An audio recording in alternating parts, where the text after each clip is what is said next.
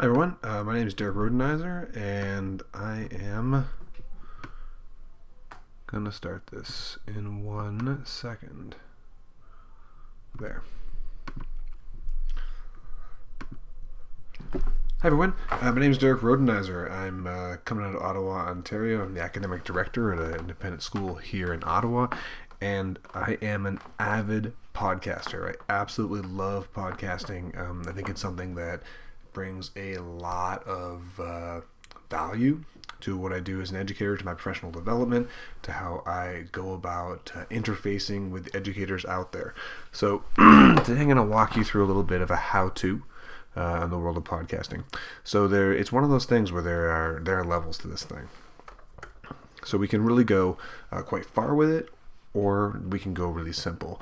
So like I say, we can go any direction thereon, and hopefully today I can walk you through a couple different things. So I invite you to contact me. So I am Derek Rodenizer at beyondthestaffroom@gmail.com. If you email me, I'd be happy to respond to you and help you out through it. You'll also notice I talk about Voice Ed Radio. A great deal of my podcast is on Voice Ed Radio, and it's a really nice community of people that are creating content and getting out there and getting involved. So let us talk about podcasting. All right, so what is a podcast? Well, that's an excellent question, and I think it's really important that we define that. Podcast for me really is it's an engaging conversation you're already having, plus microphones. A lot of people get really worked up about how could they possibly create a podcast. Are they really in a position to be doing that? Do they have enough to say? Is it something that they can get involved in? Well, we're having these conversations, and this is why my podcast is called Beyond the Staff Room. I have these conversations with people, these short ones, but do I ever have a chance to actually sit down and have a longer conversation outside of the staff room and in a bigger context? Not necessarily. So if you don't think that you have much to add to the discourse, I would argue that you're wrong. That every educator has a voice, and this is something that I want to try to tap into and use. So please believe that. There's a couple different reasons why you might use a podcast. One of those is pedagogical growth. We talk about personalizing our professional development and growing at our own speed, but podcasts are a really great example for this, where you're able to draw from a wide variety of sources, whether that be specifically education or otherwise. I certainly use education podcasts, but I also use sort of maybe traditionally non-education podcasts. I listen to the Innovation Lab by Stanford University. It was a great podcast that way, and a bunch of comedy podcasts and all sorts of things. So I would recommend that you think about the different varieties that you can get involved in. So in an educational context, there are a great number of really niche podcasts. Go on to iTunes, go on to Voice Ed Radio. There's all sorts of different things. If you want to specifically know about elementary, you specifically want to know about math, you'll find that piece of PD that you need for your particular professional development. Excuse me. The second piece to your pedagogical development is making content. Like I said before, we're having these conversations, but the reality is it's hard to find time. And what I do right now on my podcast is about once a week, I have 45-minute to an hour-long conversations with very little structure with educators from around the world. So it's pretty unusual to do that in your day-to-day life. You might have an educator or two or three or four or many in town that you meet, you get together for a coffee or something, but that's not happening as regularly as something like this is happening. The last conference that I went to, I met someone who was podcasting, and you should check him out. It's called 3 Questions With. And he does it on his phone at conferences, just grabs people who he thinks he'd like to talk to and asks them 3 questions. They're always the same. He's got his little structure that he works with and allows him to do something really quick, and it's a way into the conversation. I cannot believe some of the folks that I've connected with and talked to that otherwise I wouldn't have necessarily felt like I had a reason to talk to, and I've learned so much from them in podcasting. So I believe that pedagogically we can gain from listening to podcasts, but also pedagogically we can gain from having these podcasts. And I think that teachers and students and classrooms should really think about the content creation side and how that can support their learning. All right. So let's talk for a minute about student growth. Like I said, there's a lot to be gained from teachers using podcasts, but I believe that there's a lot to be gained from students using podcasts as well. And I'd like to sort of address that for a second. Here we are. Picture back on. Hi. So, student growth. You can engage them, again, in a non-educational way or specifically pedagogical way with the podcasts that interest them. This is a growing media. Podcasts are gigantic, right?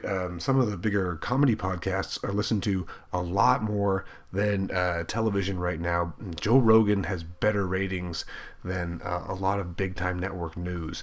So students are probably already plugged in, and it's worth us realizing that might be something that we can utilize. So that would be engaging in their information. But we can also think about creating a classroom podcast. How can they engage in content creation? Excuse me, I apparently have a sore throat tonight. So think about the podcasts that might engage them. Now, creating a class podcast. What are the sorts of things we can do in a class podcast? Well, there's weekly classroom news and broadcasts. You can document a field trip. You can record a class discussion, share books and reviews, conduct interviews, review curricular content. There is a wide variety of things that we can do in a classroom podcast. And I think that these are sorts of things that we're doing anyway, we're probably involved in anyway, but using the medium of audio is something that would allow us to get outside of the walls. For me, getting outside of the walls is very important. All right, we talk about these sorts of things with our students, but why can't we publish that? Why can't we take this and put it out there in the world and allow our students to put these thoughts out for others to be listening to and getting involved with, right? We publish blogs, and that is happening, but maybe creating that audio and getting that content out orally is something that would allow a lot more of our students to succeed. One barrier that I've seen people talk about is just the fact of recording audio. And one thing I did is got a Rubbermaid bin, a big box, and we put foam inside. I got it on Amazon. I was told later that you can use mattress foam. Put that inside, stuck it in, took my microphone, and shoved my microphone inside the foam box. And now you have a little studio that exists in the corner of the class. You can record good quality audio, and there's all sorts of stuff going on around you. It really doesn't need to be limiting. There are certainly ways that we can make this happen.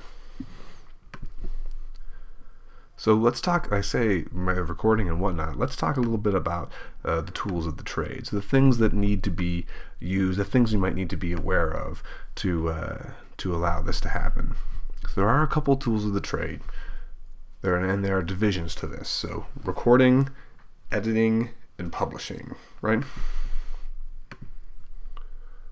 So recording can be very simple. As you see, the iPhone itself or the iPad can be it. That can absolutely be something you can use to record. It does a really good job, and there are apps within it too that you can use to get a little bit of a better quality sound. But the notes recorder on an iPhone is really quite excellent. If you can create a space that's not too loud, then you're going to get good quality. So why not use the technology that you already have in the room if you're doing a classroom podcast? If you want to create a bit more of a studio feel, if you like the quality to be a little bit better, you can use a microphone. I've got there the Snowball microphones that I'm using right now. Good quality. I like it because it's pretty durable. It's reasonably inexpensive, in the $50-$60 range. And the way that it's shaped, it's really easy to sort of throw it in a bag and travel with it. So it's the kind of thing I might recommend. On the bottom of that, you'll see what's called a pop blocker. It's really just a circle with a piece of, I mean, it's like pantyhose material is what it looks like. I don't know what you would call that. It sits in front of your microphone, and it stops a lot of the loud p sounds and s sounds you might otherwise hear.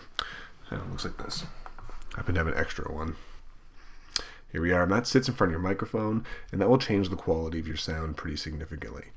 So that's a nice way to sort of step up your studio feel. And if you also are thinking about, if you have Makerspace or you want to try to make it, there's lots of directions on YouTube where you can make it out of its pantyhose.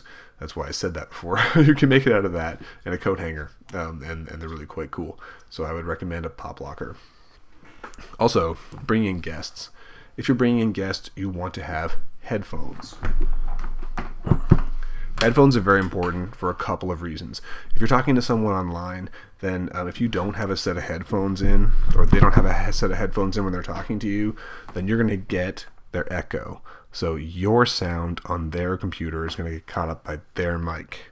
So you want to make sure that anybody in a conversation online is always wearing headphones. Additionally, all of these ones have a microphone on them. So if you have a microphone set of headphones, all of these iPhone headphones, you're set.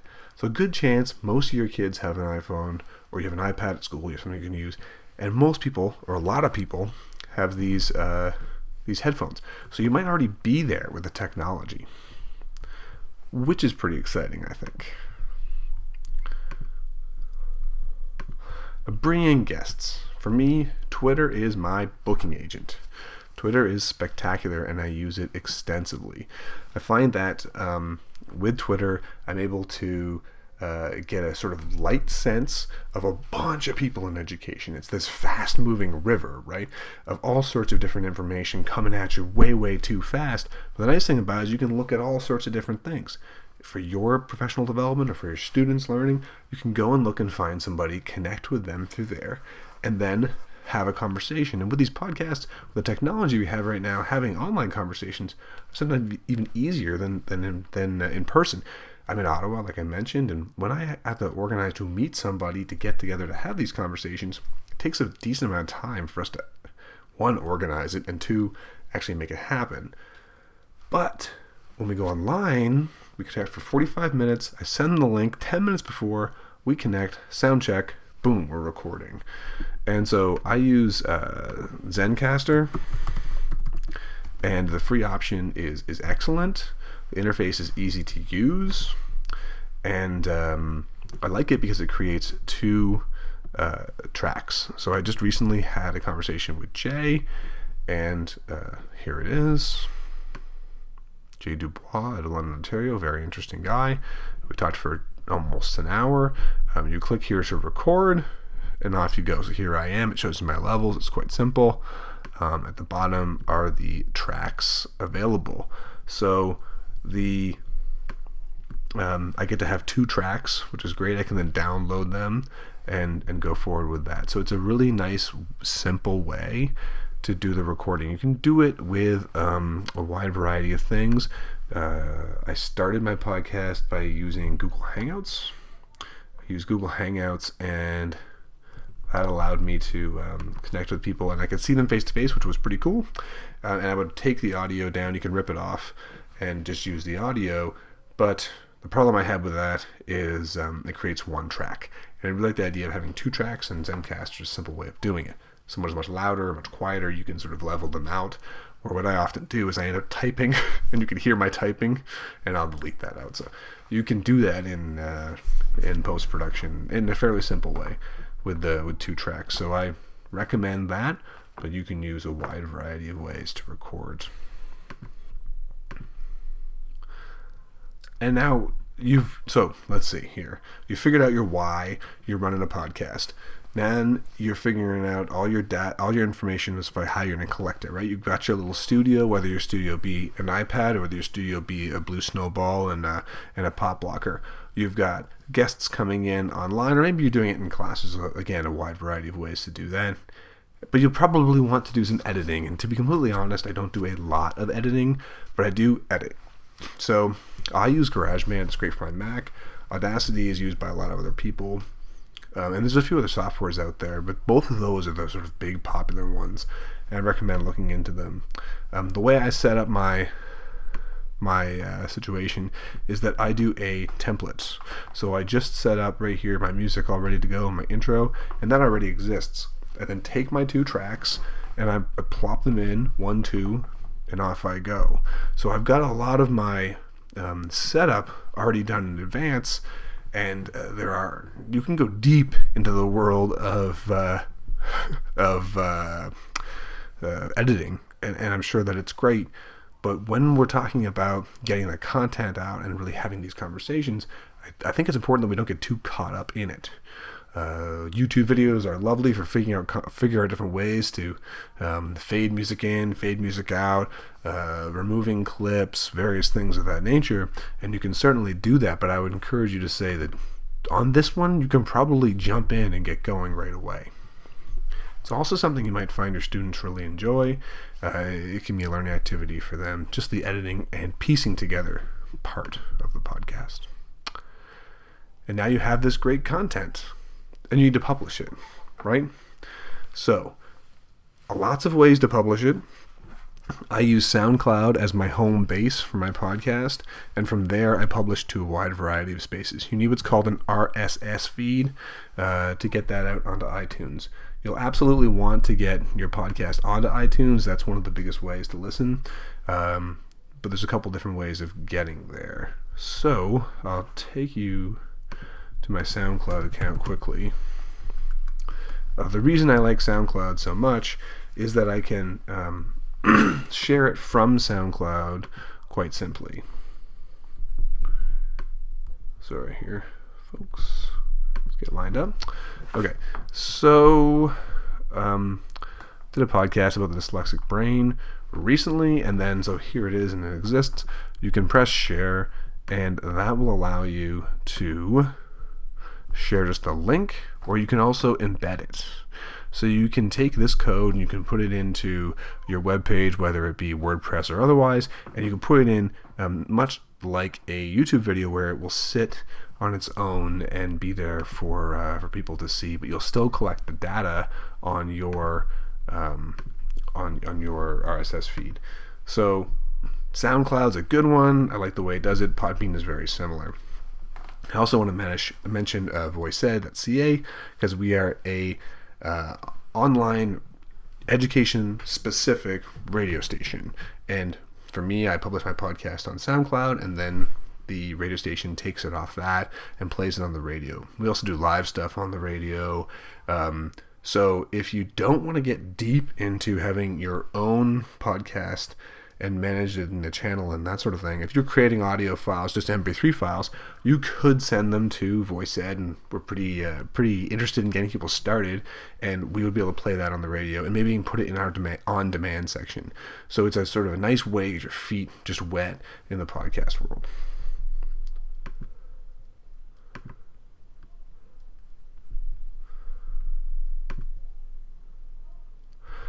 So barriers is something that I really wanted to talk about today, and I'd like to encourage you to think about breaking some of these down.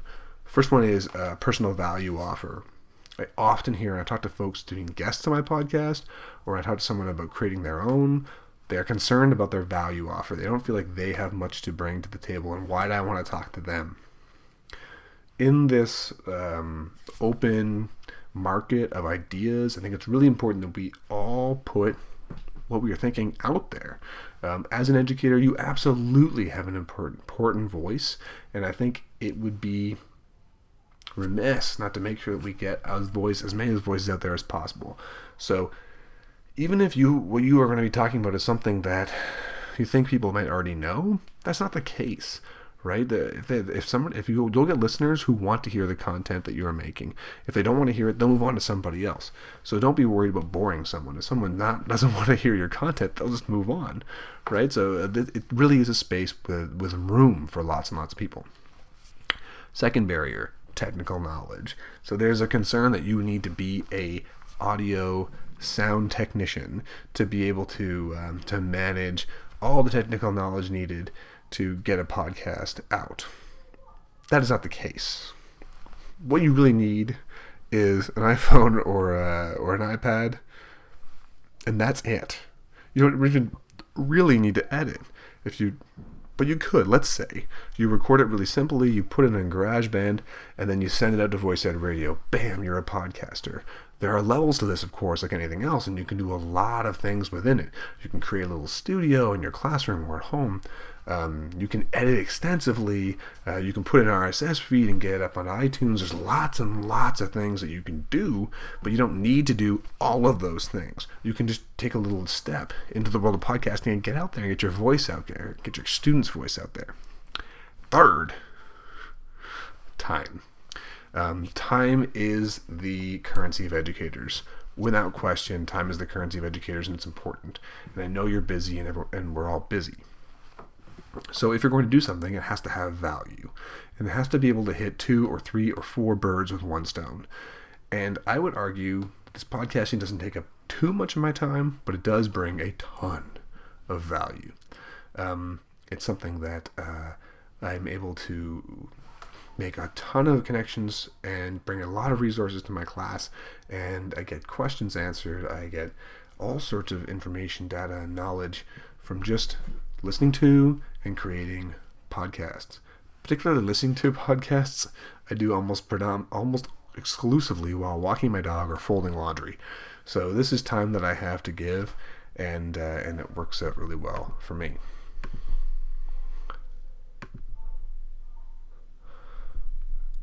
So I would like to sort of finish this off by saying I'd really like to encourage you to try this. Please try this.